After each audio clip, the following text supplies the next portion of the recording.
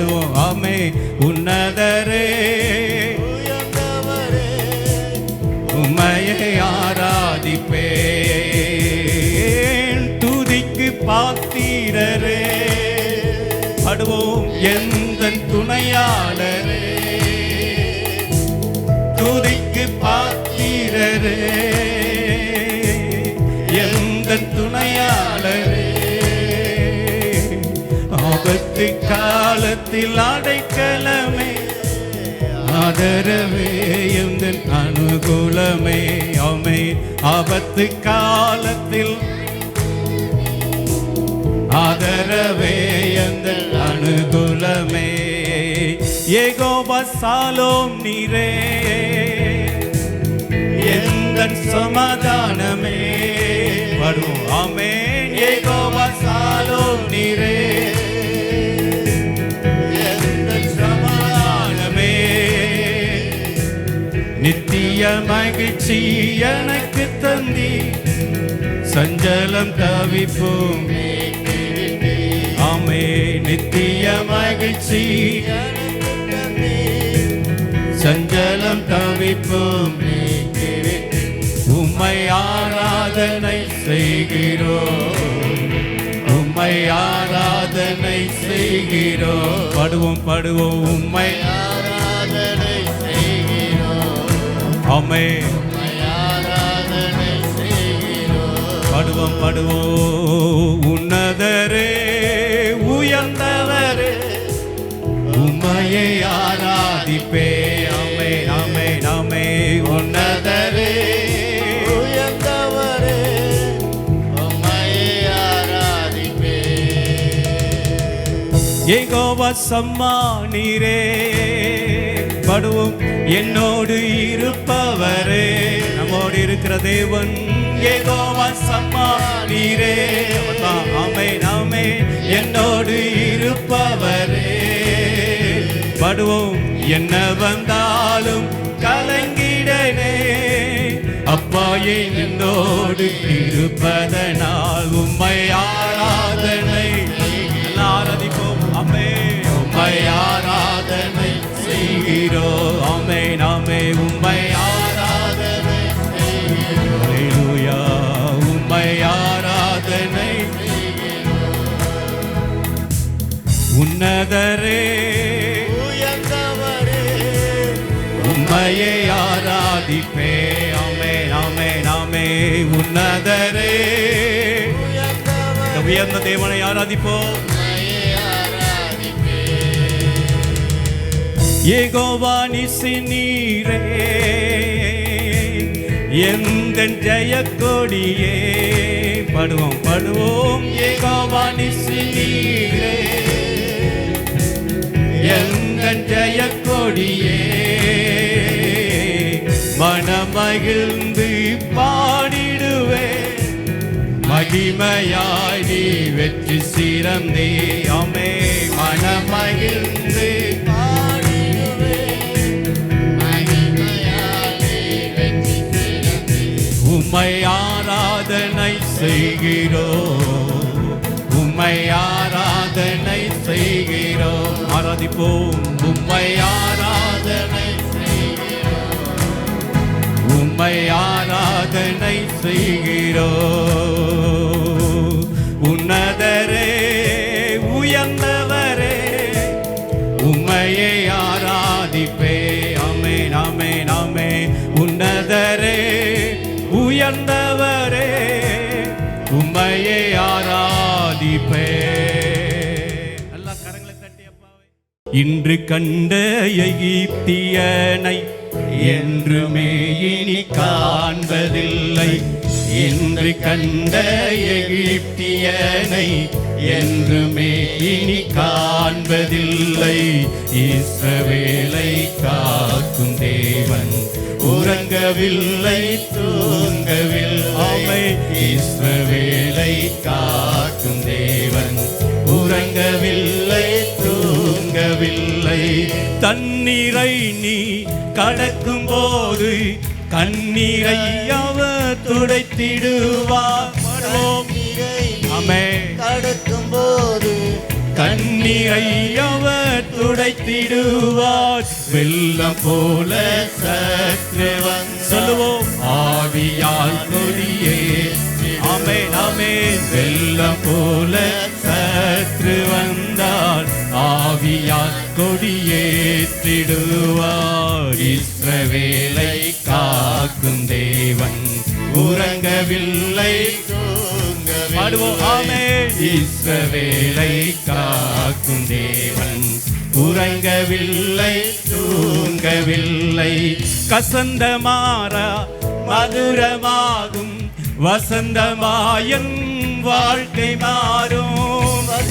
பாடுவோம் ஆமென். மாற்றுவார் மீண்டுமாய். கசந்த மாறா மதுரமாகும், வசந்தமாயன் வாழ்க்கை மாறும். கண்ணீரோடு நீ விதைத்தால் கெம்பிரமாய் அறுத்தி. ஆமே ஆமே.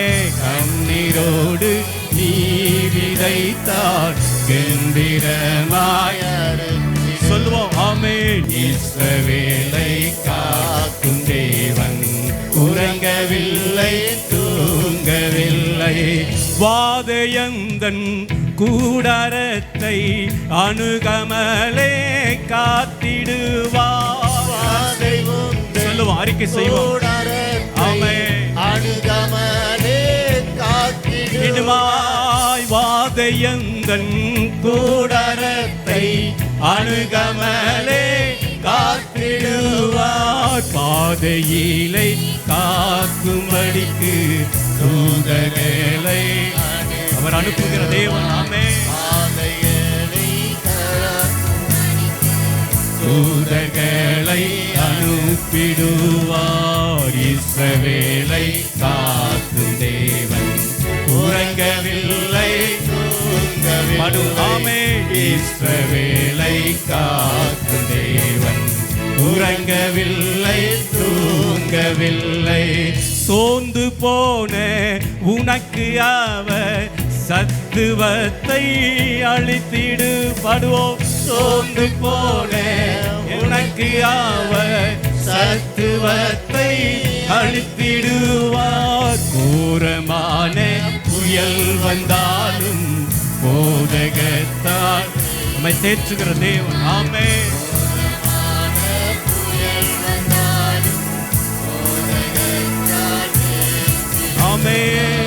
இஸ்ரவேலை காக்கும் தேவன். பாடுவோம். உறங்கவில்லை. இப்படி எல்லாம் எழுந்து நின்று ஆராதிப்போமா? எல்லாம் எழுந்து நிற்போம். உறங்கவில்லை, தூங்கவில்லை.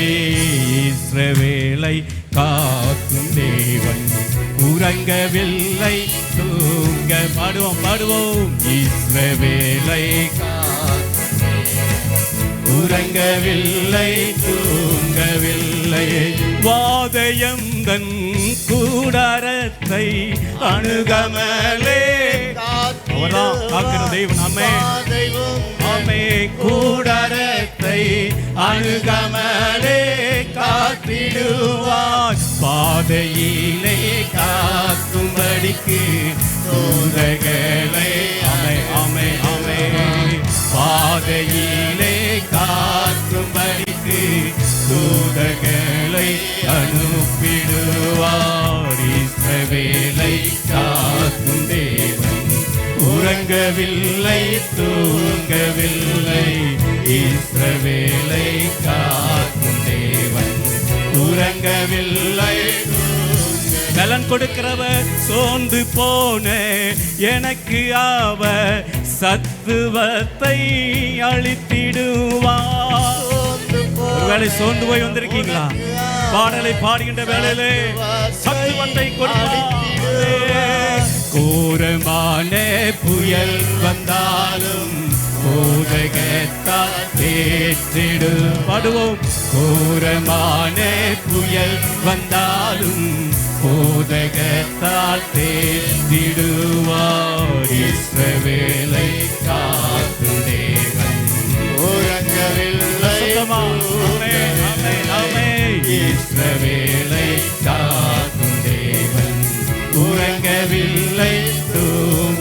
ஆமென் ஆமென். இஸ்ரவேலை காக்கும் தேவன் உறங்கவில்லை தூங்கவில்லை. நல்ல கரங்களை தட்டி. நீ சொன்னால் போதும் செய்வேன், நீ காட்டும் வழியில் நடப்பேன், உன் பாதம் ஒன்றே பிடிப்பேன் என் அன்பு இயேசுவே.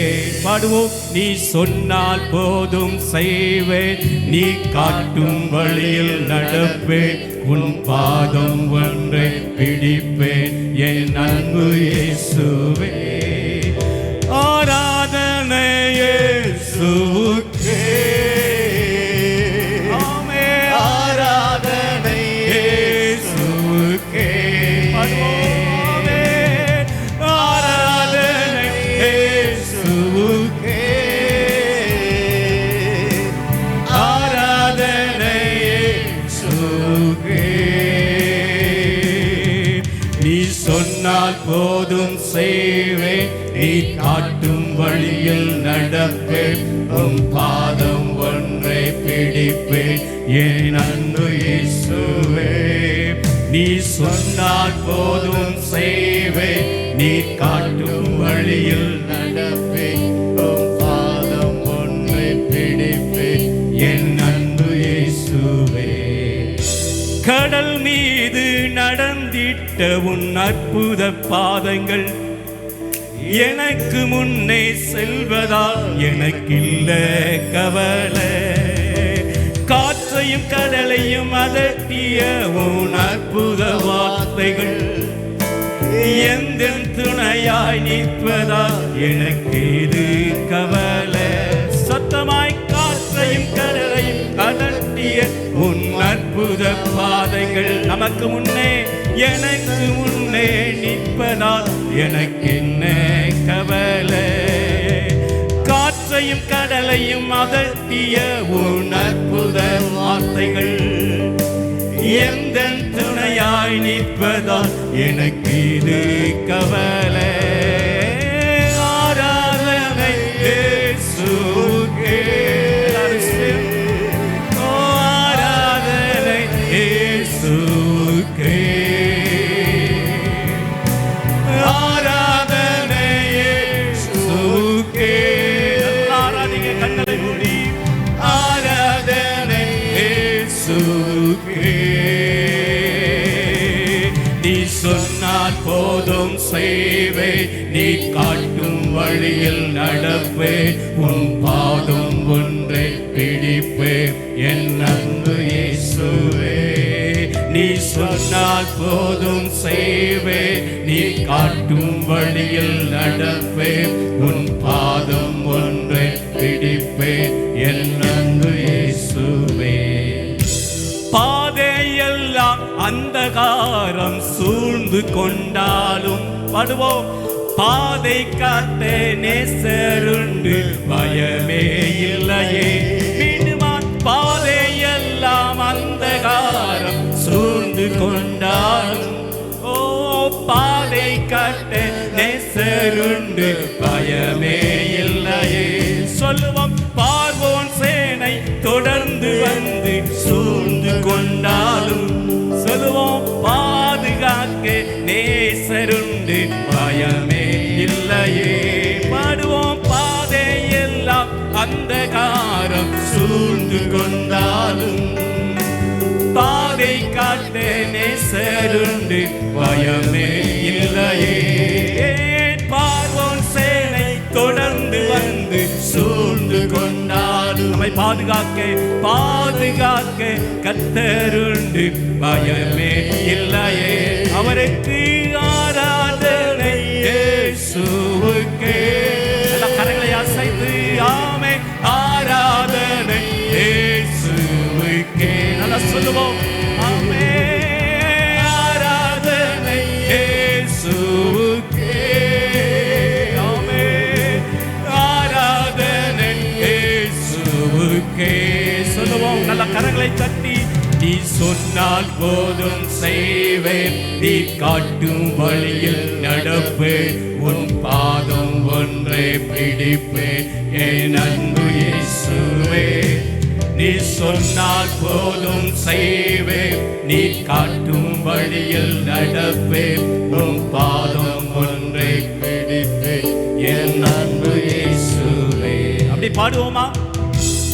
பேதுரும் மற்ற சீசர்களும் கடலிலே அவர்கள் தனித்து விடப்பட்டவர்களாக படகிலே சென்று கொண்டிருக்கும் போது காற்றையும் கடலையும் கண்டு அவர்கள் நடுக்கமுற்றார்கள்.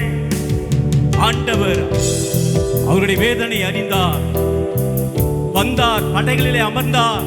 இறையாதே என்று சொன்னார். அவருக்கு கடலும் அந்த அலைகளும் கட்டுப்பட்டன.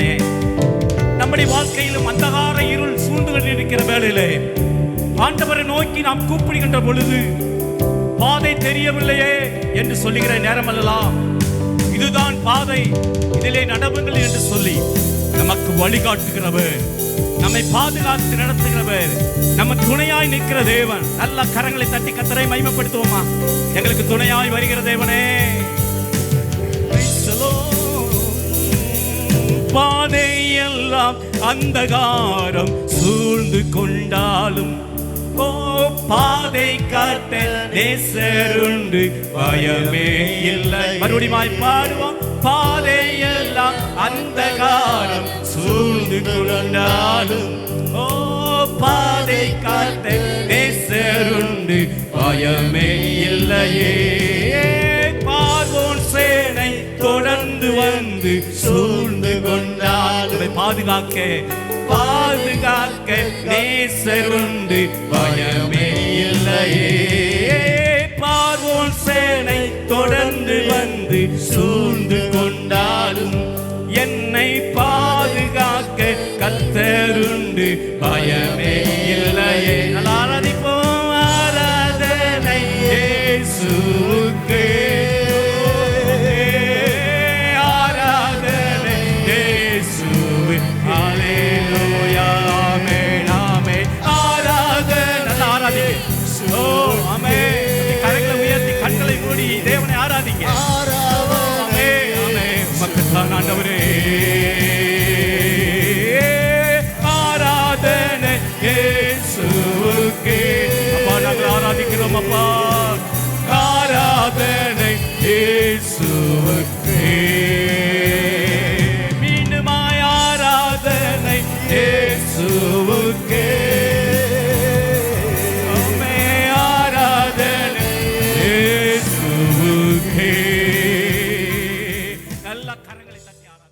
புதிய நாளுக்குள் என்னை நடத்தும், புதிய கிருபையால் என்னை நிரப்பும். புதிய நாளுக்குள் என்னை நடத்தும், புதிய கிருபையால் என்னை நிரப்பும். புது கிருபை தாரும் தேவா, புது பலனை தாரும் தேவா. புது கிருபை தாரும் தேவா, புது பலனை தாரும் தேவா.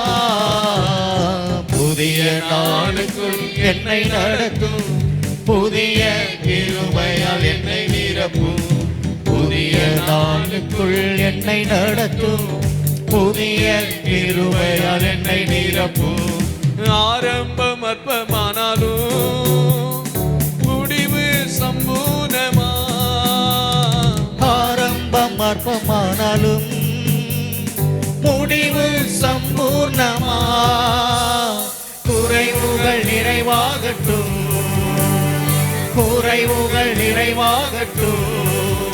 எல்லா வறட்சி செழிப்பாகட்டும், எல்லா வறட்சி செழிப்பாகட்டும். புது கிருபை தாரும் தேவா, புது பலனை தாரும் தேவா. புது கிருபை தாரும் தேவா, புது பலனை தாரும் தேவா. புதிய நாளுக்குள் என்னை நடத்தும், புதிய கிருபையால் என்னை நிரப்பும். புதிய நாளுக்குள் என்னை நடத்தும், புதிய கிருபையால் என்னை நிரப்பும். வெட்கத்துக்கு பதிலாக நன்மை தாரும் தேவா, வெட்கத்துக்கு பதிலாக நன்மை தாரும் தேவா.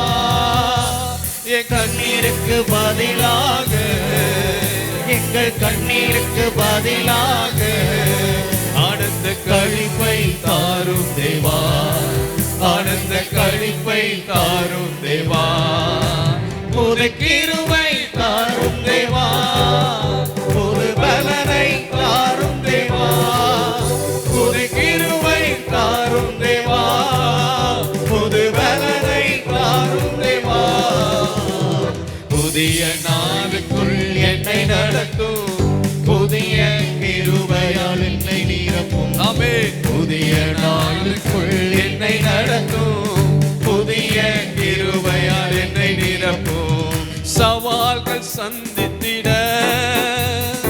உலகத்து ஜெயம் எடுக்க, சவால்கள் சந்தித்திட இந்த உலகத்தில் ஜெயம் எடுக்க, உறவுகள் சீர் பொருந்த, எல்லா உறவுகள் சீர் பொருந்த, குடும்பம் தான் பெற்றிட, குடும்ப சமாதானம் நான் பெற்றிட, புது கிருபை தாரும் தேவா, புது பலனை தாரும் தேவா, புது கிருபை தாரும் தேவா, புது பலனை தாரும் தேவா, புதிய நாளுக்குள் என்னை நடத்தும், புதிய கிருபையால் என்னை நிரப்பும். ஆமென். புதிய நாளுக்குள் என்னை நடத்தும், புதிய கிருபையால் என்னை நிரப்பும். புது கிருபை தாரும் தேவா, புது பலனை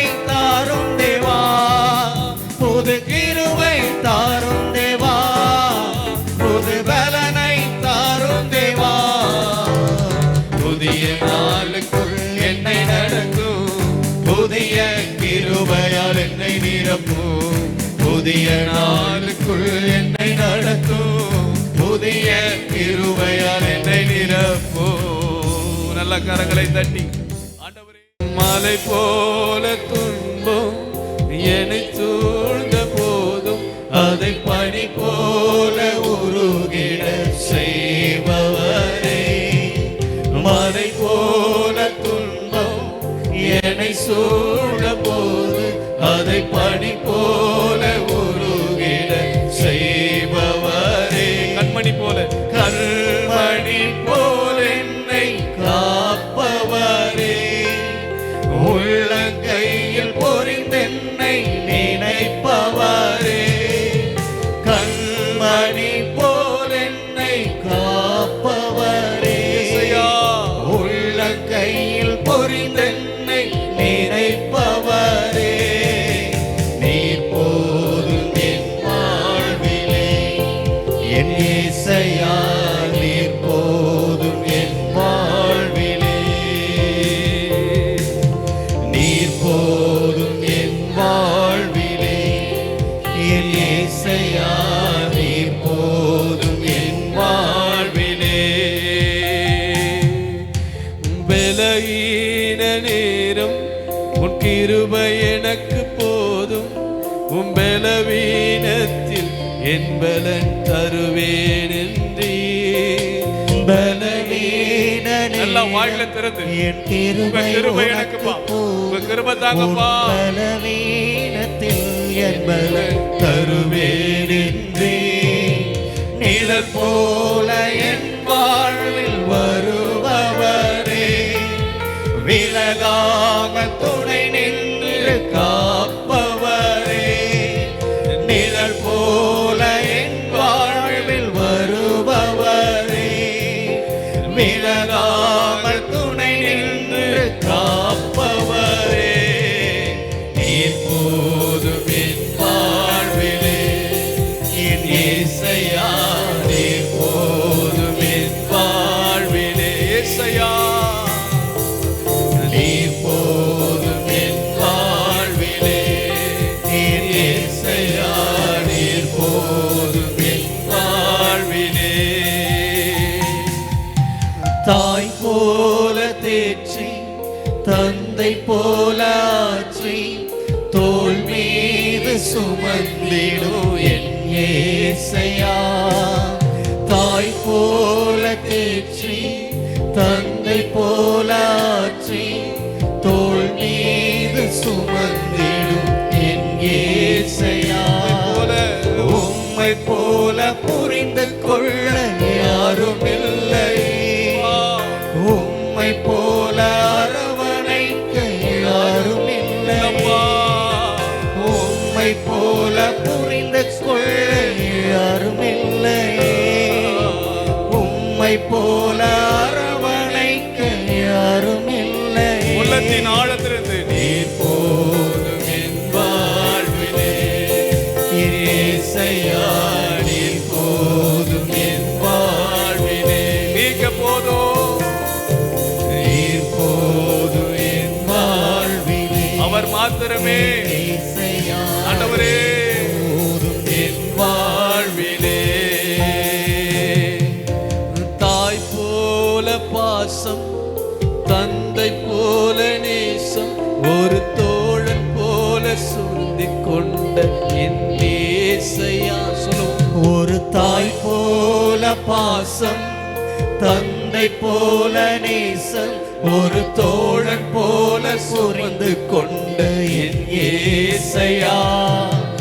உம்மை போல புரிந்து கொள்ள யாரும் இல்லையே, உம்மை போல அரவணைக்க யாரும் இல்லையே, உம்மை போல புரிந்து கொள்ள யாரும் இல்லையே, உம்மை போல அரவணைக்க யாரும் இல்லை. நீங்க மாத்திரம் போதப்பா.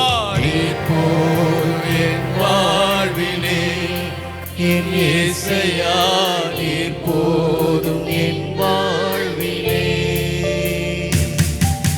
நீர் போதும் என் வாழ்விலே என் ஏசையா, நீர் போதும் என் வாழ்விலே. ஏசையா, ஏசையா, ஏசையா, ஏசையா, ஏசையா,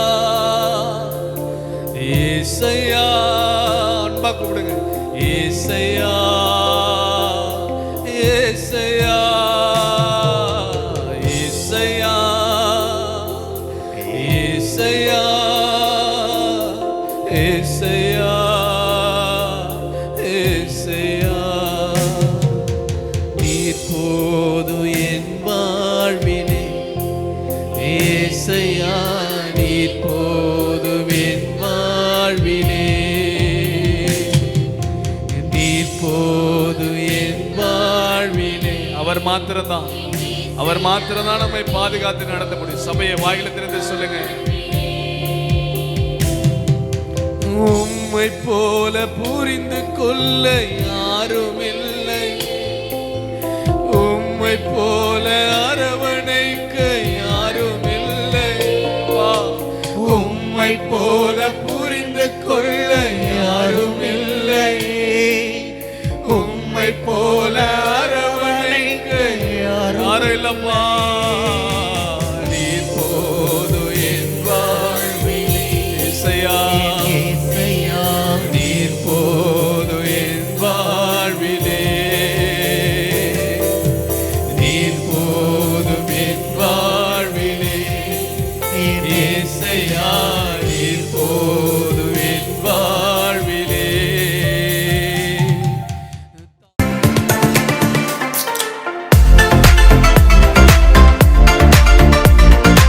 கடந்த வாரங்களாக ஆண்டவர் நம்மை எப்படி வழிநடத்தி வருகிறார் என்பதை குறித்து நாம் தியானித்துக் கொண்டிருக்கிறோம். We have been meditating for the past few weeks how God is leading us these days. இந்த உலக வாழ்க்கையிலிருந்து பரலோக ஆசீர்வாதங்களுக்கு நேராக ஆண்டவர் நம்மை வழிநடத்தி கொண்டிருக்கிறார். God is leading us towards His kingdom from this worldly life. இந்த உலகம் ஒரு அடிமைத்தன வீடாய் காணப்படுகிறது. This world is like the house of captivity. நாம் இந்த மேப்பிளை பார்த்து கடந்த நாட்களில் நாம் பார்த்தோம். எகிப்திலிருந்து கானான் என்கிற அந்த கானான் யாத்திரை குறித்து நாம் படித்துக் கொண்டிருக்கிறோம். And in the past we used to see that map where we used to see the journey from Egypt to Canaan. எகிப்து என்றால் உலக மாமிசம் பிசாசுடைய அடிமைத்தனம். Egypt means it is the world, the devil and the sin, the flesh.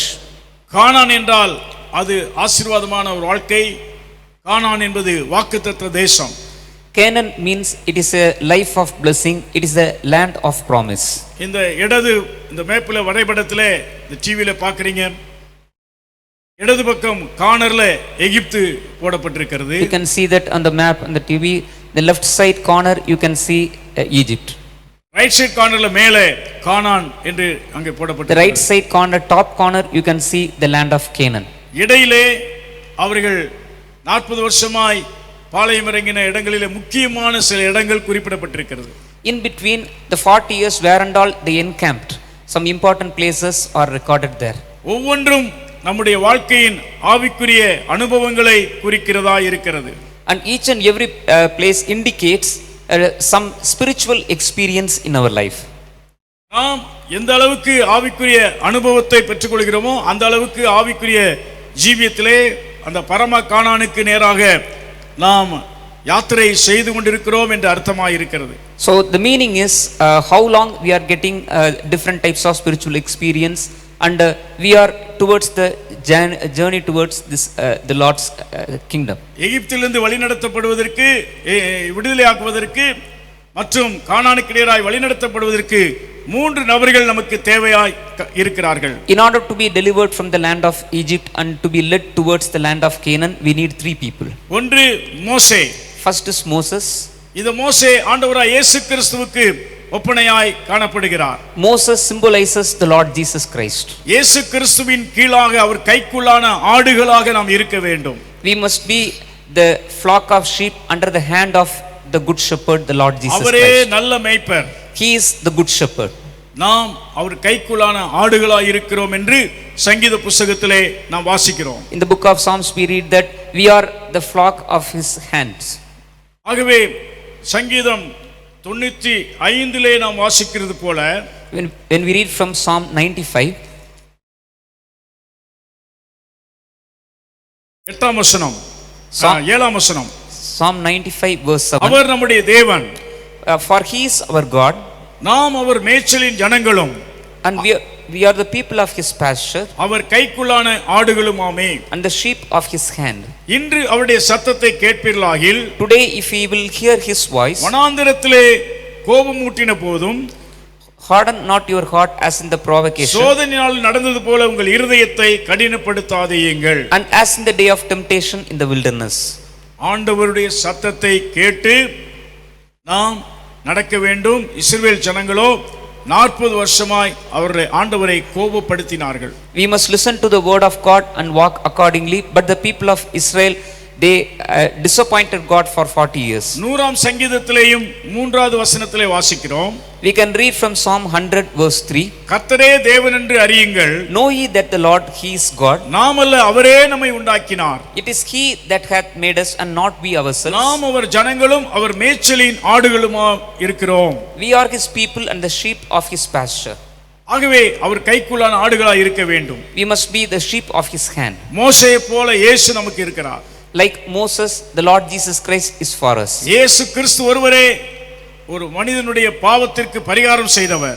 Jesus Christ is the only person who did the propitiation for human sins. அவர்கள் இந்த உலகத்திலே எந்த மதத்தை சார்ந்தவர்களாய் இருந்தாலும், எந்த ஜாதியை சார்ந்தவர்களாய் இருந்தாலும், ஏழையானாலும் பணக்காரரானாலும் இயேசு கிறிஸ்து மூலமாகவே பாவ மன்னிப்பை பெற முடியும்.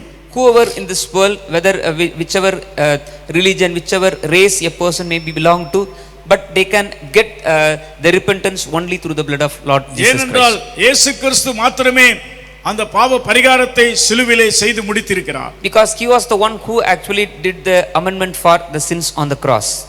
ஆகவே இயேசு கிறிஸ்து மூலமாகவே இந்த உலகம், மாமிசம், பிசாசினுடைய அடிமைத்தனமாகிய எகிப்திலிருந்து ஒரு மனுஷன் விடுதலையாக முடியும். Only through the Lord Jesus Christ a man can be delivered from the world, the devil and the flesh. இரண்டாவது, நமக்கு ஆரோன் தேவை. Secondly, we require Aaron. Aaron என்றால் அழைக்கப்பட்ட ஊழியக்காரர். Aaron means the servant who is called by God. அழைக்கப்பட்ட, தேவனால் அழைக்கப்பட்ட ஊழியக்காரரின் கீழாக நாம் வழிநடத்தப்பட வேண்டும். We must be led by the servant of God who God called. பலவித ஊழிய அபிஷேகம் இருக்கிறது. There are many different types of anointment of ministry. சுவிசேஷகர்கள் அநேகர் இருக்கிறார்கள். There are many evangelists. தீர்க்கதரிசிகள் இருக்கிறார்கள். There are many prophets. Bible teachers இருக்கிறார்கள். There are many Bible teachers. ஆனால் சபை போதகரின் கீழாக நாம் வழிநடத்தப்பட வேண்டும். But we must be led by the pastor of the church. ஆண்டவர் நமக்கு நல்ல ஒரு சபையை தந்திருக்கிறார். God has given us a wonderful church. ஒரு அல்லேலூயா சொல்லுவோமா? Hallelujah. ஹல்லேலூயா. Hallelujah. ஆகவே மோசே தேவை, இரண்டாவது ஆரோன் தேவை, மூன்றாவது யோசுவா தேவை. So first we need Moses, secondly we need Aaron, third we need Joshua. யோசுவா என்று சொல்லும் பொழுது அந்த யோசுவாவின் மேலே தங்கியிருந்த மூன்று விதமான அபிஷேகத்தை குறிக்கிறது. Joshua means there are three types of anointment was upon Joshua. பரலோகத்தை சுதந்தரித்துக் கொள்ள வேண்டும் என்றாலும், If you want to inherit the kingdom of heaven, வாக்குத்தத்தத்தை சுதந்தரித்துக் கொள்ள வேண்டும் என்றாலும், if you want to inherit the promises of God, நமக்குள்ளாக விசுவாசத்தின் ஆவி தேவை. first we need the spirit of faith. யோசுவாவின் மேலே விசுவாசத்தின் ஆவி இருந்தது. And the spirit of faith was upon Joshua. கானானை வேவு பார்த்துட்டு வந்த 10 பேர் புலம்பிக் கொண்டு சொன்னார்கள், நாம் அந்த தேசத்தை சுதந்தரிக்கவே முடியாது என்று சொல்லி. The 10 spies who went to check the land of Canaan, they said that we cannot inherit that land. ஆனால் யோசுவா காலேப்பு சொன்னார்கள், கர்த்தர் நம்மேல் பிரியமாய் இருந்தால் நிச்சயமாய் அந்த பாலுந்தேன் ஓடுகிற தேசத்திலே நம்மை கொண்டு போய் சேர்ப்பார் என்று சொன்னார்கள். But only Joshua and Caleb, they said that if only the Lord delights in us, certainly we will go and inherit that land of milk and honey. கானானை நெருங்க நெருங்க அநேக யுத்தங்களை அவர்கள் செய்ய வேண்டியதாக இருந்தது. When they neared the land of Canaan, they had to engage in various battles. ஏனென்றால் அந்த கானான் தேசம் அதற்கு முன்பதாக ஆபிரகாமுக்கு வாக்களிக்கப்பட்ட ஒரு தேசமாய் காணப்பட்டது. Because previously the same land of Canaan was promised to Abraham. ஆனால் இவர்கள் 430 வருஷம் அந்த தேசத்தை இழந்து விட்டார்கள். But for 430 long years they lost that promised land. யோசேப்பை அடிமையாக விற்று போட்டது நிமித்தமாக எல்லா இஸ்ரவேலர்களும் எகிப்துக்கு போக வேண்டியதாய் காணப்பட்டது. Because his own brothers sold Joseph to Egyptians, all the Israelites they had to go to Egypt. ஆகவே அவர்கள் சொந்த தேசத்தை விட்டுவிட்டு எகிப்திலே அவர்கள் வந்த பொழுது யோசேப்பு மரித்த பிற்பாடு அவர்கள் அடிமைகளாக காணப்பட்டார்கள். So when they left the land of Canaan and went to Egypt, after the death of Joseph, they became slaves in the land of Egypt. திரும்ப எகிப்திலிருந்து அவர்கள் கானானுக்கு வரும் பொழுது அந்த 430 வருஷம் மற்றவர்கள் மற்ற 7 ஜாதிகள் 31 ராஜாக்கள் அங்கே ஆக்கிரமித்து காணப்பட்டு விட்டார்கள். By the time when they lost the land of Canaan for 430 long years, meanwhile there were 7 large tribes who occupied the land of Canaan. கானானை சுதந்தரிக்க போகிற வழியிலே अनेक ராஜாக்களை அவர்கள் சுதந்தரிக்க வேண்டியதாக இருந்தது. Even on the way to the land of Canaan, they had to defeat many kings on the way. அதேபோல நாம் எல்லாரும் இயேசு கிறிஸ்துவின் வருகைக்கு சமயமாய் இருக்கிற காலத்திலே நாம் வாழ்ந்து கொண்டிருக்கிறோம். And the same way we are living in the last days, which is coming close to the second coming of the Lord Jesus Christ. அதற்குரிய அடையாளங்கள் பெருகிவிட்டது. We can see the signs of the second coming of the Lord Jesus Christ. இந்த corona virus கொள்ளை நோய் இயேசு கிறிஸ்துவின் வருகை சமீபம் என்பதற்கு முக்கியமான ஒரு அடையாளமாய் இருக்கிறது. And this pandemic COVID-19 is also one of such indications. அது மாத்திரமல்லாமல் இந்த நாட்களிலே எல்லா இடங்களிலும் ஒரே ரூல்ஸ் கடைபிடிக்கப்படுகிற ஒரு நிர்பந்தத்தை நாம் பார்க்கிறோம். Nowadays we can see that the unanimous rule all over the world.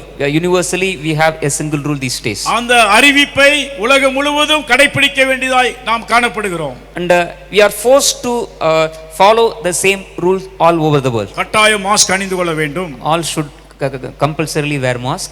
நீங்கள் சானிடைசர் யூஸ் பண்ண வேண்டும். All must use sanitizer. நம்ம சமூக இடைவெளியை கடைபிடிக்க வேண்டும். We should follow the social distancing. ஞாயிற்றுக்கிழமை முழுவதும் லாக்டவுன் பண்ணப்படும். So the whole of Sunday is going to be a complete lockdown. அல்லது சில நாட்கள் லாக்டவுன் என்று அறிவிக்கும் பொழுது கண்டிப்பாக எல்லாரும் கடைபிடிக்க வேண்டும். When it is declared that there is lockdown for a considerable period of time, everybody should follow that. கட்டாயம் நீங்கள் தடுப்பூசியை போட்டுக்கொள்ள வேண்டும். All should be vaccinated. இப்படி எல்லாம் பொதுவான ஒரு அறிவிப்பு, அதற்கு நாம் எல்லாரும் கட்டாயமாக நிர்பந்தம் பண்ணப்படுகிறோம். So these are all the common declarations, common announcements we hear, and all of us are forced to accept these things. இந்தியாவிலே இன்னும் அதிகமான திட்டத்தை வைத்திருக்கிறார்கள். Even in India there are many plans which are yet to come. ஒரே நாடு, one country, ஒரே ration, one ration. இப்படியே சொல்லி எல்லா இடத்திலையும் சென்ட்ரலைஸ் பண்ணி அந்தந்த அதாவது ஒவ்வொரு மாநிலங்களிலேயும் சுய ஆட்சி உண்டு. And we know that every state has its own autonomy administration there. மத்தியிலே ஒரு நமக்கு எல்லாருக்கும் சேர்த்து ஒரு ஆட்சி உண்டு. And in central government there is a common administration for all the states. ஆனால் இப்பொழுது அது கொஞ்சம் கொஞ்சமாய் மாநிலங்களுடைய சுயாட்சி அதிகாரங்கள் பறிக்கப்பட்டு வருகிறதை பார்க்கிறோம். But these days the autonomy of the state assemblies it is slowly reduced day by day. எல்லா துறையிலேயும் மத்திய அரசாங்கம் என்ன சொல்லுகிறதோ அதற்கு கட்டுப்பட்டு ஆக வேண்டும் என்கிறதான ஒரு நிலைமை உருவாகி வருகிறதை நாம் அறிகிறோம். In all the departments whatever central government says it is the rule of the land and all the state must follow to that. நம்ம எல்லாருக்கும் தெரியும் விவசாயிகள் கிட்டத்தட்ட இன்னைக்கு 149 நாள் நெருங்க நினைக்கிறேன் அவ்வளவாக அவர்கள் போராடி வருகிறார்கள். You know that more than 5-6 months the farmers have been protesting for their rights. ஆனால் எந்த ஒரு காரியத்தையும் அவர்களால் சாதிக்க முடியவில்லை. But so far nothing positive has happened. அரசாங்கம் அப்படியே இருக்கிறது. Government continues to be stubborn. இது எதை காண்பிக்கிறால் சட்டத்தின் முன்பதாக எல்லாரும் அப்படியே படிந்தே ஆக வேண்டும் என்பதை அவர்கள் அப்படியே அமைதியாக சொல்லிக் கொண்டிருக்கிறார்கள். What does this show? The government is symbolically they are showing that everyone should obey the rule whatever government says. ஆகவே இயேசு கிறிஸ்துவின் வருகை மிக சமீபம். That is why the Lord of Jesus Christ coming is so close. இயற்கை பேரிடர்கள் அதிகமாய் கொண்டிருக்கிறது. There are more natural disasters which are happening. சூரியனுடைய கதிர்கள் அதிகமாக இந்த பிளாக் டாட்ஸ் அதில் உருவாகிறதுனாலையும் சூரியனுடைய கதிர்கள் சிதறடிக்கப்படுகிறதுனாலையும் அது கதிர்கள் படுகிற நாடுகள் எல்லாம் அதிகமான உஷ்ணம் காணப்படுகிறது. So when the rays of the sun gets dispersed and more black dots are occurring as a result of that, wherever the sun's rays are falling, those countries are suffering with scorching heat. ஒரு பக்கம் வெயில் அதிகமாக இருக்கிறது. So one side the sun is so scorching these days. இன்னொரு பக்கம் மழை அதிகமாக இருக்கிறது. In other side there is heavy downpours also. இன்னொரு பக்கம் பனி அதிகமாக இருக்கிறது. The other side there are too much of snowfall and we know that ice fall these days. இன்னொரு பக்கம் பனி அதிகமாக உருகி கொண்டிருக்கிறது. One side there is even the glaciers are melting in different parts of the world. அனுதினமும் பூமி அதிர்ச்சிகள் உண்டாய் கொண்டே இருக்கிறது. Every day we can hear earthquakes in different parts of the world. ஏன் இப்படி நடக்கிறது? Why all these things are happening? மத்தேயு 24 அதிகாரத்திலேயும் If you read Matthew chapter 24 and Luca 21 அதிகாரத்திலேயும் in Luke chapter 21 ஆண்டவர் இயேசு கிறிஸ்துவின் வருகைக்கு அடையாளமாய் சொல்லப்பட்டவைகள் நிறைவேறும்படியாக இவைகள் நடக்கிறது. these things are happening as a fulfillment of what the Lord said in those two chapters. ஆண்டவராய் இயேசு கிறிஸ்துவின் வருகையின் போது இந்த வானத்தின் சத்துவங்கள் அசைக்கப்படும் என்று சொல்லப்பட்டிருக்கிறது. It is written that even in the days of the Lord Jesus Christ even the heavens will be shaken.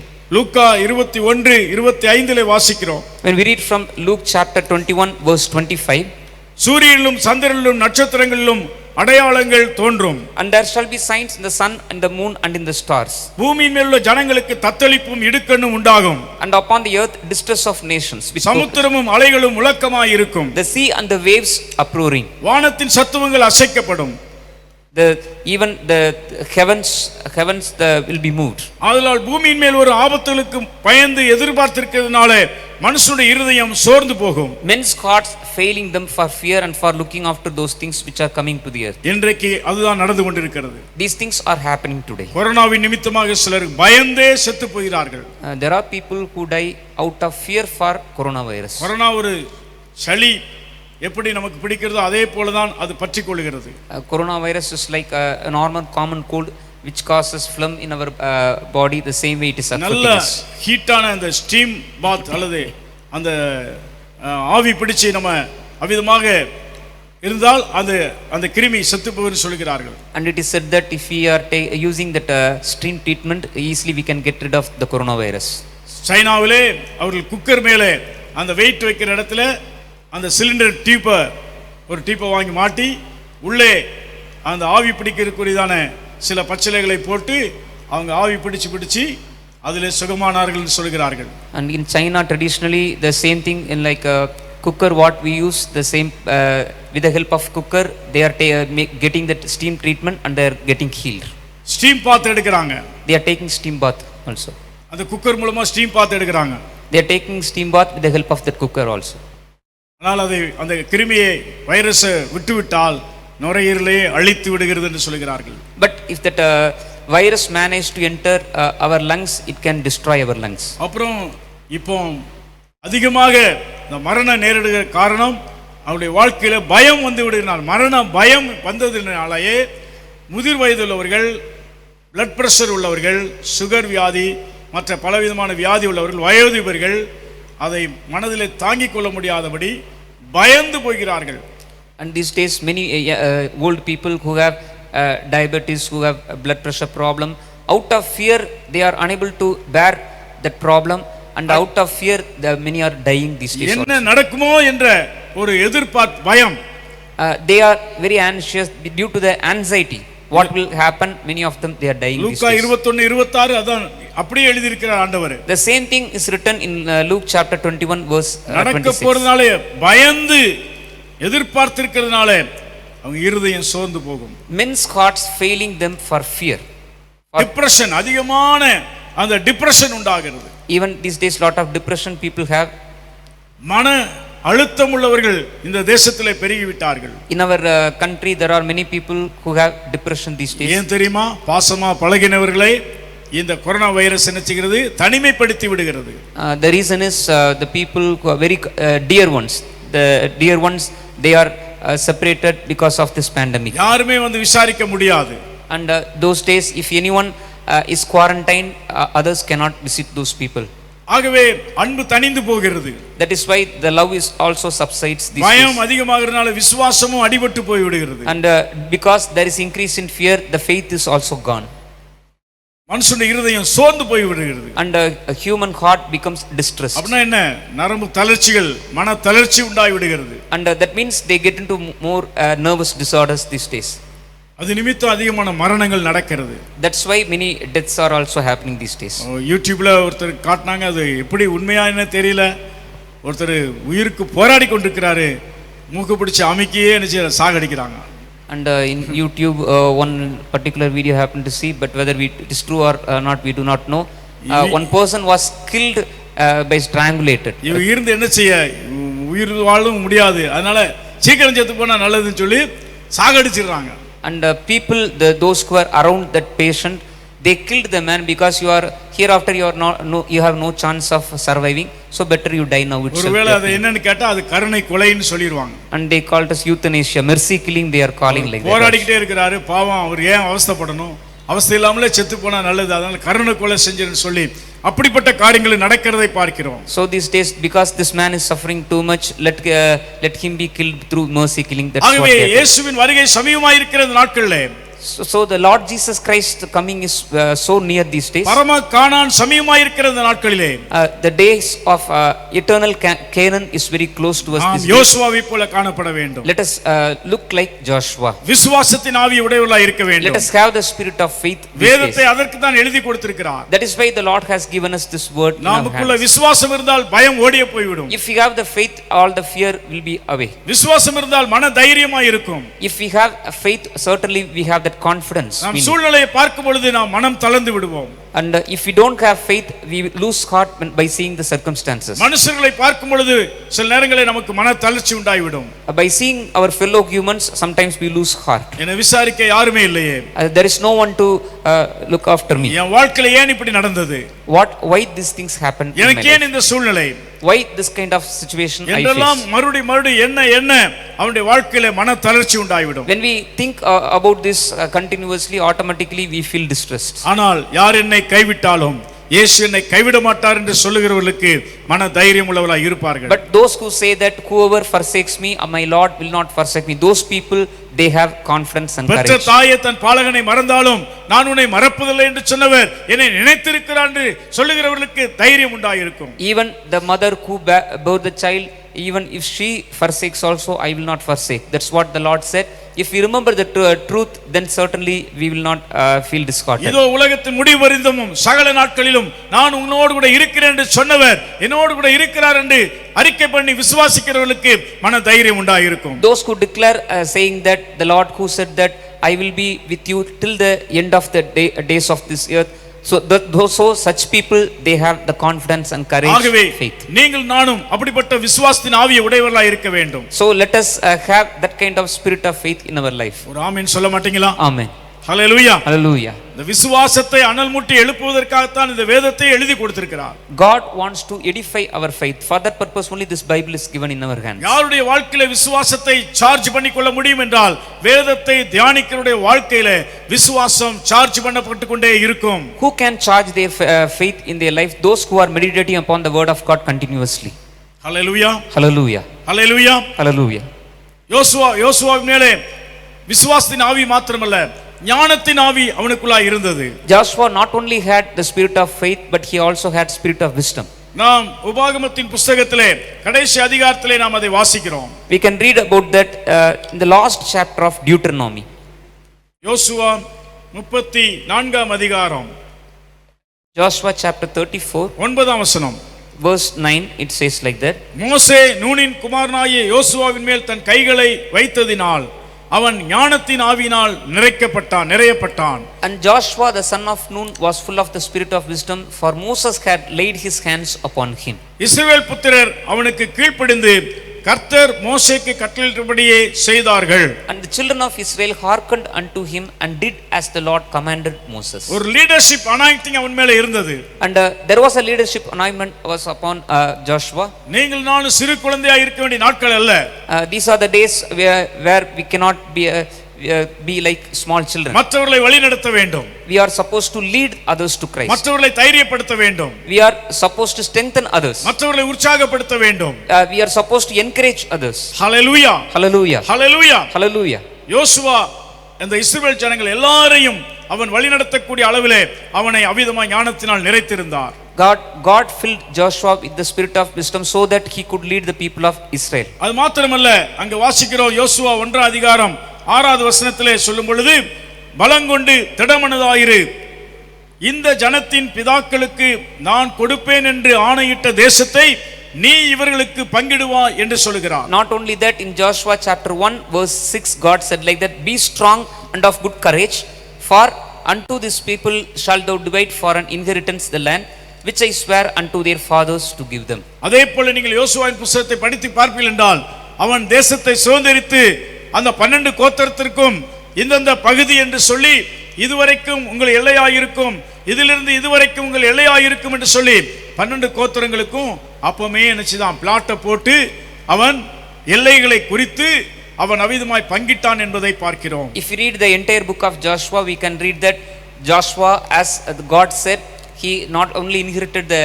land of Canaan but also for all the tribes of Israel he actually distributed the land according to God's plan and purpose. ஒருவேளை உங்க கையில ஒரு 10 acre இடத்தை கொடுத்து இத plot போடுங்க அப்படினு சொன்னா எவ்வளவு நீங்கள் யோசிப்பீங்க? அதை எப்படி ரோடெல்லாம் போடணும், அது என்னென்ன ஒவ்வொரு பிளாட் எத்தனை சென்ட் இருக்கணும், யார் யாருக்கு ஒரு 12 பேருக்கு இத பிளான் நீங்க பங்கு போடணும்னு சொன்னா எப்படி இருக்கும்?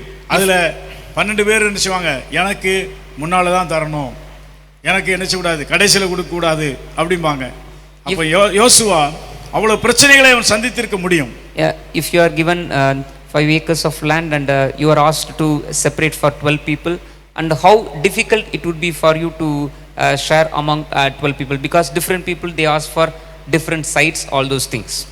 யோசுவா அவன் பங்கிட்டது 10 ஏக்கர் நிலம் அல்ல, ஒரு தேசத்தையே என்ன செய்தான், மலைகள் நிறைந்த தேசம். எப்படி அளந்திருப்பான்னு தெரியல, எப்படி எல்லையை குறிச்சிருப்பான்னு தெரியல. Joshua did not share only 10 acres of land but entire nation, the promised land he shared. We do not know how it was possible for Joshua to do that in a proper way. எவ்வளவு ஞானம் வேணும் இல்லையா? For that how much wisdom he needed it. தேவன் அவனுக்கு ஞானத்தை கொடுத்திருந்தார். God granted him the wisdom he required. நாமும் இந்த தேவன் மூலமாக நாம் ஞானத்தை பெற்றுக்கொள்ள வேண்டும். We must gain that wisdom only through our God. தேவனுடைய ஆசீர்வாதத்தை நாம் சுதந்தரித்துக் கொள்றது மாத்திரமல்ல, not only we inherit the blessings of God, தேவனுடைய சுகத்தை நாம் பெற்றுக்கொள்கிறது மாத்திரமல்ல, not only getting the healing from our God, நாம் மற்றவர்களுக்கு ஆசீர்வாதத்தை பெற்று தருகிறவர்களாய் இருக்க வேண்டும். we must be people who get blessing for others also. மற்றவர்களுடைய விடுதலைக்கு காரணமானவர்களாய் இருக்க வேண்டும். We must be a cause for others deliverance also. மற்றவர்களுடைய ஆசீர்வாதத்துக்கு காரணமானவர்களாய் இருக்க வேண்டும். We must be a cause for others blessings also. மற்றவர்களுடைய ரட்சிப்புக்கு காரணமாய் இருக்க வேண்டும். We must be a cause for others salvation also. ஒரு குடும்பத்தை கட்டுவதற்கு ஞானம் தேவை. In order to build a family we need wisdom. ஒரு தொழிலை செய்வதற்கு ஞானம் தேவை. In order to carry out a business, we need wisdom. பிரசங்கி புத்தகம் 3ஆம் அதிகாரத்திலே நாம் அதை படிக்கிறோம். We read in Ecclesiastes chapter 3. பிரசங்கின் புத்தகத்திலே மன்னிக்கவும் 9ஆம் அதிகாரத்திலே நாம் வாசிக்கும் பொழுது, When we read from Ecclesiastes chapter 9, 11ஆம் வசனத்திலே வாசிக்கிறோம். chapter 9 verse 11. நான் திரும்பிக் கொண்டு சூரியனுக்கு கீழே கண்டதாவது, I returned and saw under the sun ஓடுகிறதுக்கு வேகமுள்ள வேகமும் யுத்தத்துக்கு சௌரியவான்களின் சௌரியம் போதாது. that the race is not to the swift, not to the battle to the strong, பிழைப்புக்கு ஞானமுள்ளவர்களின் ஞானமும் போதாது. neither yet bread to the wise, ஐஸ்வர்யம் அடைவதற்கு புத்திமான்களின் புத்தியும் போதாது. nor yet riches to men of understanding, தயவு அடைவதற்கு வித்துவான்களின் அறிவும் போதாது. nor yet favor to men of skill. அவர்கள் எல்லாருக்கும் சமயமும் தேவ செயலும் நேரிட வேண்டும். But time and chance happen to them all. நீங்க தொடர்ந்து பாத்தீங்கன்னா ஞானமே முக்கியம் என்றெல்லாம் If சொல்லப்பட்டிருக்கிறது. we continuously read, we find that wisdom is more Jayam important. பெறுவதற்கு ஞானம் தேவை. In order to gain victory, we need wisdom. 9ஆம் அதிகாரம் அதை பிரசங்கி 14ஆம் வசனம் 15ஆம் வசனத்தை வாசிக்கிறோம். If you read Ecclesiastes chapter 9 verse 14 and 15, ஒரு சிறு பட்டணம் இருந்தது. there was a little city அதிலே இருந்த குடிகள் கொஞ்சம் ஜனங்கள். and few men within it, அதற்கு விரோதமாய் ஒரு பெரிய ராஜா வந்து அதை வளைந்து கொண்டான். and there came a great king against it and besieged it, அதுக்கு எதிராக பெரிய கொத்தளங்களை கட்டினான். and built great bulwarks against it. அதிலே ஞானமுள்ள ஒரு ஏழை மனிதன் இருந்தான். And now there was found it in a poor wise man, அவன் தன் ஞானத்தினாலே அந்த பட்டணத்தை விடுவித்தான். and he by his wisdom delivered the city. ஆனாலும் அந்த ஏழை மனிதனை ஒருவர் நினைக்கவில்லை. But yet no man remembered that same poor man. ஆகையால் ஏழையின் ஞானம் அசட்டை பண்ணப்பட்டு, Then said I, wisdom is better than strength. அவன் வார்த்தைகள் கேட்கப்படாமற் போனாலும் Nevertheless, the poor man's wisdom is பலத்தை despised, பார்க்கிலும் ஞானமே உத்தமம். and his words are not heard. அதே போல ஞானத்தை நாம் பெற்றுக்கொண்டால் ஜெயத்தை பெற முடியும். If the same way, if we gain wisdom, we can gain victory. யோசுவா மேல ஜெயத்தின் ஆவி இருந்தது. And even upon Joshua, there was a spirit of victory நாம் also. ஜெயம் பெற வேண்டும் என்றால் இந்த வேத வசனத்தின் மூலமாகவும் இயேசுவின் இரத்தத்தின் மூலமாகவே சாத்தானை ஜெயிக்க முடியும். Only through this word of God and through the blood of the Lord Jesus Christ, we can be victorious. வெளிப்படுத்தின விசேஷம் 12ஆம் அதிகாரம் 11ஆம் வசனத்திலே வாசிக்கிறோம். Revelation chapter 12 verse 11 we can read.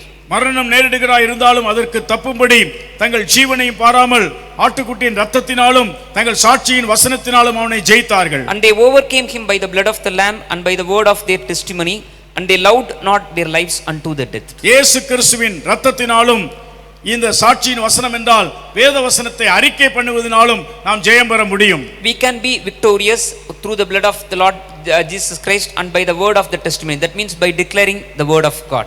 யாத்திராமத்தின் புத்தகத்திலே நீங்கள் பார்க்கும் பொழுது 12ஆம் அதிகாரத்திலே நீங்கள் வாசிக்கும் பொழுது 12ஆம் அதிகாரத்திலே பஸ்காவை அவங்க கொண்டாடும்படியாக ஆண்டவர் சொல்லுகிறார். In Exodus chapter 12, God asked them to have that Passover. அவர்கள் எகிப்திலிருந்து விடுதலை ஆவதற்கு முன்பதாக अनेक வாதைகளால் ஆண்டவர் வாதித்தார். And just before the people of Israel were delivered from Egypt, the Egyptians were struck down by different plagues. ஆனால் எகிப்திற்கும் இஸ்ரவேல் ஜனங்களுக்கும் வித்தியாசத்தை ஆண்டவர் உண்டாக்கினார். But God created a big difference between the people of Israel and people of Egypt. பஸ்காவை அந்த ஆட்டுக்குட்டியை பலி செலுத்தி அந்த இரத்தத்தை எடுத்து வீட்டின் நிலைக்கால்களை பூசி இருந்தார்கள். And the people of Israel, after slaughtering the lamb of Passover, they sprinkled the blood on the doorposts of their houses. யாத்திராகமம் 12:13 வசனத்தில் வாசிக்கிறோம், நீங்கள் இருக்கும் வீடுகளில் அந்த இரத்தம் உங்களுக்கு அடையாளமாக இருக்கும், மீட்பின் அடையாளமாய் இருக்கும் என்று சொல்லி ஆண்டவர் சொன்னார். Exodus chapter 12 verse 13, and the blood shall be to you for a token upon the houses where you are. ஒரு ஐடி கார்டு மாதிரி அடையாள அட்டை, இது தேவ பிள்ளைகளுடைய வீடு என்பதற்கு அடையாளமாக அந்த இரத்தம் பூசப்பட்டிருந்தது. So the blood was sprinkled to show that, like an ID card, this is a house of a child of God. ஆகவே ஆண்டவர் ராத்திரியில் சங்காரதூதன் கடந்து போகும் பொழுது இந்த இரத்தம் பூசப்பட்ட வீடுகளை விட்டு கடந்து போனார். When the angel of death passed over in that night, he bypassed the houses of Israelites. இரத்தம் பூசப்படாத எகிப்தியருடைய வீடுகளிலே தலைப்பிள்ளை சங்காரம் உண்டாயிருந்தது. And in all the other houses of Egyptians where the blood was not sprinkled, there was death of the firstborn. இந்த நாட்களிலே இந்த corona வைரஸினுடைய தாக்கத்திற்கு நாம் நீங்களாகி விடுவிக்கப்பட வேண்டும் என்றால், these days if we have to be saved and protected from the attack of this pandemic, இயேசுவின் இரத்த கோட்டைக்குள்ள ஒப்பு கொடுக்க வேண்டும். we must submit ourselves into the fort of the Lord's blood. வசனத்தை அறிக்கை பண்ண வேண்டும். We must declare the word of God. நான் அறிக்கை பண்ணுகிறேன், And I declare, தீங்கு அணுகாது, that no evil shall befall on us, பொல்லாப்பு நேரிடாது, and there is no evil befall on me. வாதை என் கூடாரத்தை அணுகாது. No pestilence will fall upon our household. நீங்கள் எல்லாம் சொல்லுங்க பார்க்கலாம். தீங்கு அணுகாது, தீங்கு அணுகாது, பொல்லாப்பு நேரிடாது, பொல்லாப்பு நேரிடாது, வாதை என் கூடாரத்தை அணுகாது. வாதை என் கூடாரத்தை அணுகாது. ஆமென். Amen. இந்த வசனங்களை அறிக்கை பண்ணுங்கள். So continuously declare this verse, இயேசுவின் இரத்தத்தை வீட்ல தெளியுங்கள். and every day sprinkle the blood of Jesus in இயேசுவின் your house. இரத்தத்தை என் மேல தெளிக்கிறேன், வீட்டு மேல தெளிக்கிறேன், என்னுடைய வீட்டில் உள்ள எல்லார் மேல இயேசுவின் இரத்தத்தை தெளிக்கிறேன்னு சொல்லுங்கள். And every day say that I sprinkle the blood of Jesus on myself, my family members, and on our household. ஒரு தமிழ்ல தண்ணி எடுத்து ஜெபம் பண்ணி கூட இயேசுவின் இரத்தம் ஜெயம், இயேசுவின் இரத்தம் ஜெயம் என்று சொல்லி நீங்கள் தெளியுங்கள். You can take a glass of water and pray, and you can sprinkle the blood of Jesus. உங்களுக்கு விசுவாசம் இருந்தால் தண்ணியே எடுக்காம இயேசுவின் இரத்தம் ஜெயம் என்று சொல்லி விசுவாசத்தோடு அறிக்கை பண்ணுங்கள். If you have faith, even without taking the water also, you can declare the same thing. எல்லாரும் எழும்பி நின்று ஜெபிக்க போகிறோம். Let us all stand to our feet and look இயேசுவின் to God இரத்த in prayer. கோட்டைக்குள்ள ஒப்பு கொடுக்க போகிறோம். We are going to submit ourselves in the blood of Jesus. Amen. Our loving Heavenly Father, எங்களை நேசிக்கிற பரலோக பிதாவே, we thank you, Lord, for the words you have spoken to us this evening. இந்த மாலை நேரத்தில் எங்களோடு பேசின நம்முடைய வார்த்தைகளுக்காக நன்றி செலுத்துகிறோம். We thank you, Lord, because your word is a life to us, Father. உம்முடைய வார்த்தை எங்களுக்கு ஜீவனை கொடுக்கிறது. Your word is always a life-giving word in our life, Lord. உம்முடைய வார்த்தையானது எங்களுடைய வாழ்க்கையிலே ஜீவனை கொடுக்கக்கூடியதாக இருக்கிறது. May the Lord grant us the spirit of faith what we need in our life, Lord. ஆண்டவரே, எங்கள் வாழ்க்கையிலே விசுவாசத்தின் ஆவி தேவை என்பதை நாங்கள் அறிந்தோம். Take away all the anxieties and fear from our minds, Lord. எங்க உள்ளத்திலிருந்து எல்லா விதமான மன அழுத்தங்களையும் ஆண்டவரே பயத்தை எடுத்து போடுவீராக. May the Lord give us the faith in order to inherit all the promises you have promised in your word, Father. ஆண்டவரே, எங்க விசுவாசத்தை வர்த்திக்க பண்ணும்படி எங்களுக்கு நீர் அநேக வாக்குத்தத்தங்களை எல்லாம் கொடுத்திருக்க, அதையெல்லாம் நாங்கள் அறிக்கை பண்ண உதவி செய்யும். Give us the spirit of wisdom, Lord. ஆண்டவரே, ஞானத்தின் ஆவியை தருவீராக.